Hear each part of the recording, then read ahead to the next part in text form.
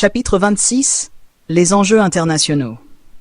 Sur la scène internationale, l'Algérie devenait le centre d'attention, attirant l'intérêt et la réaction de gouvernements étrangers, d'organisations de défense des droits humains et de médias mondiaux.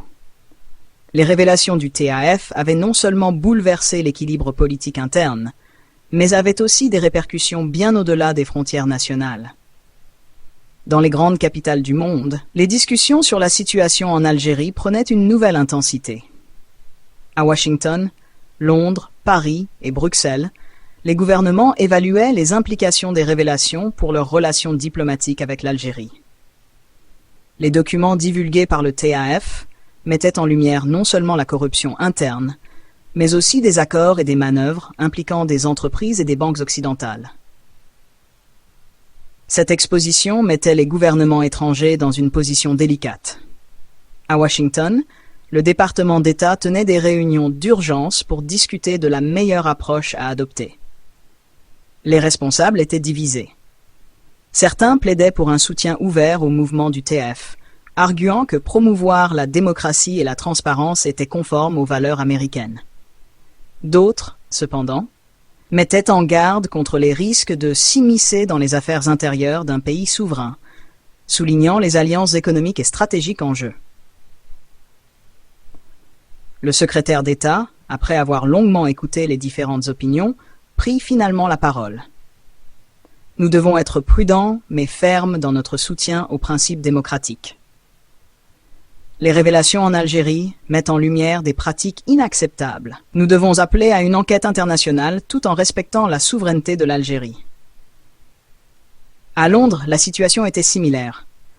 Le ministre des Affaires étrangères britannique faisait face à des questions pressantes du Parlement. Nous avons toujours soutenu la transparence et la lutte contre la corruption à travers le monde. La situation en Algérie est une opportunité de réaffirmer notre engagement envers ces valeurs. Toutefois, nous devons éviter toute action qui pourrait être perçue comme une ingérence directe. En France, le président lui-même fut obligé de s'exprimer. La relation historique et complexe entre la France et l'Algérie ajoutait une couche supplémentaire de sensibilité à toute déclaration ou action. La France observe avec une grande attention les développements en Algérie. Nous soutenons le peuple algérien dans sa quête de vérité et de justice. Toutefois, nous devons agir avec discernement et respect pour la souveraineté de notre partenaire. Parallèlement, les organisations de défense des droits humains jouaient un rôle crucial.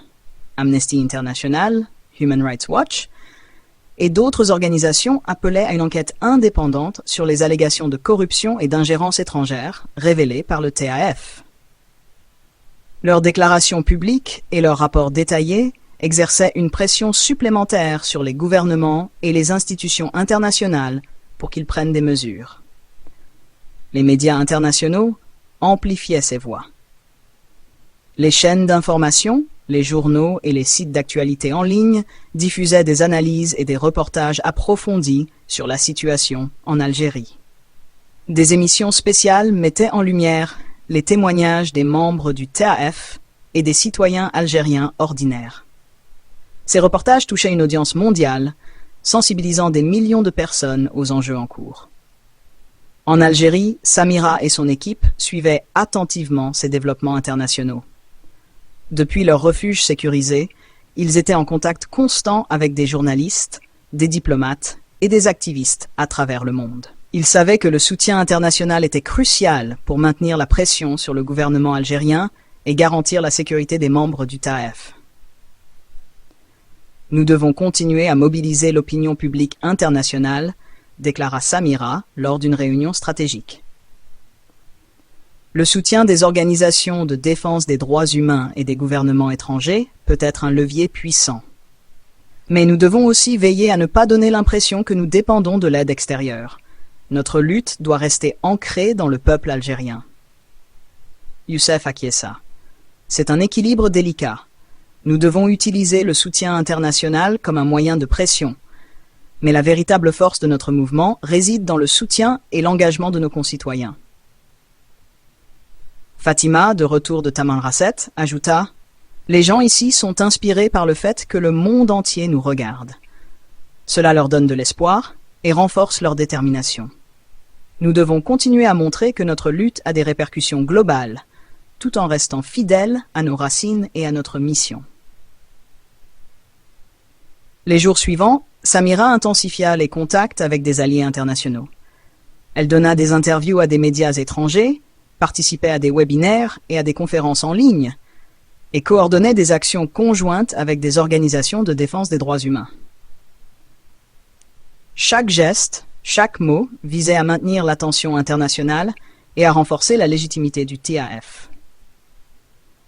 Pendant ce temps, le gouvernement algérien, sous une pression croissante, tentait de contrôler les dégâts.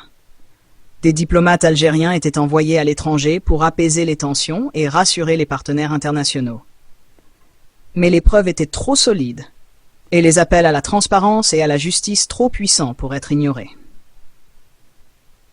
Les enjeux internationaux ajoutaient une dimension complexe et intrigante à la situation déjà volatile en Algérie.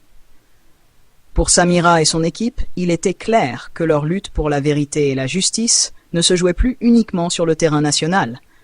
Ils étaient désormais des acteurs d'une scène globale, où chaque action pouvait avoir des répercussions profondes et durables.